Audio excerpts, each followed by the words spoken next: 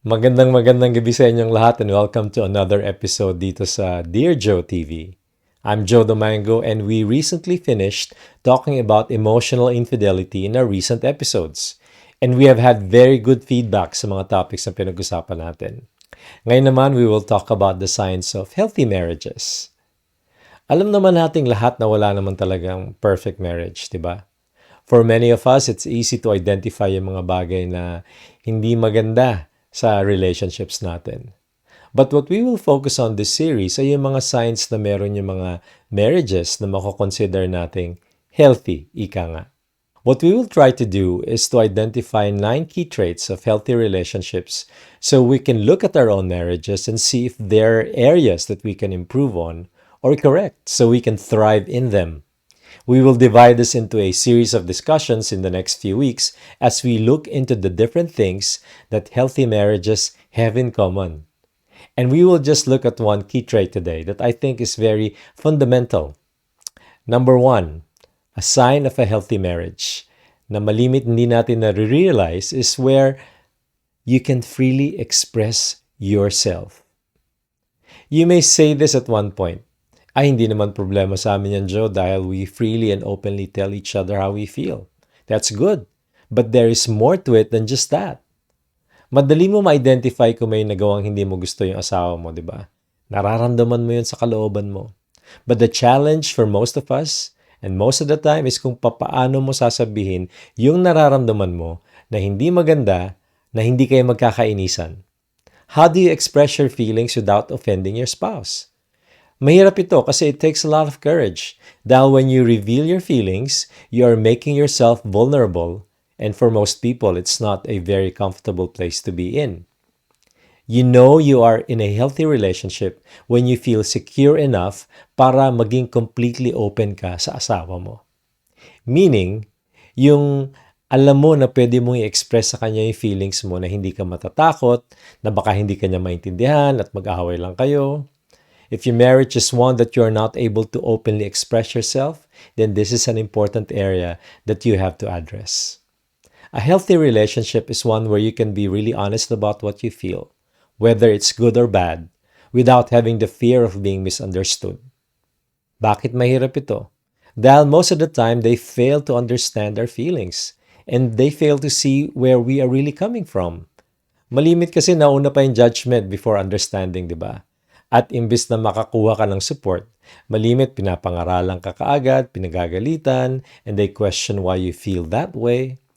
And we react by thinking, bakit wala na ba akong karapatan makaramdam ng ganito? Why does this happen?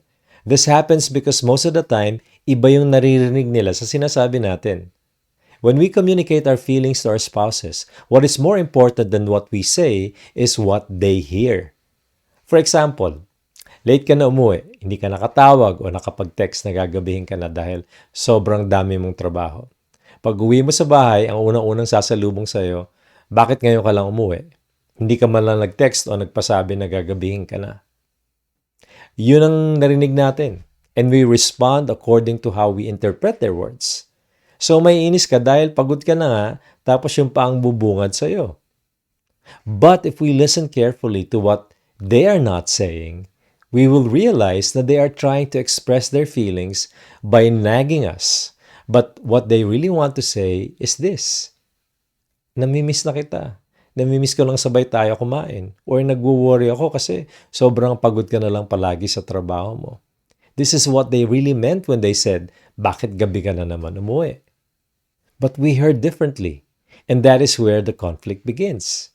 Yung extreme side naman ng being openly expressive of our feelings is yung tinatago mo na lang sa sarili mo, yung nararamdaman mo dahil alam mo na mauuwi lang sa away or tampuhan kapag sinabi mo how you feel. So it's better to keep it to yourself na lang, di ba?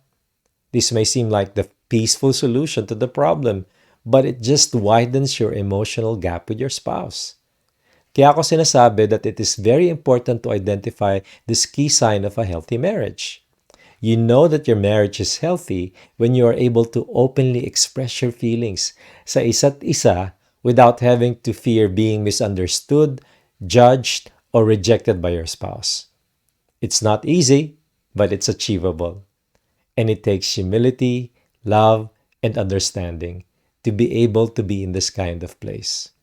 So tonight, I want you to ask yourself, can I really openly express my feelings to my spouse, good and bad, and still feel secure that I wouldn't be judged or misunderstood for what I feel? Marami na po akong nakitang mag-asawa who have seemingly found a middle ground sa issue na ito.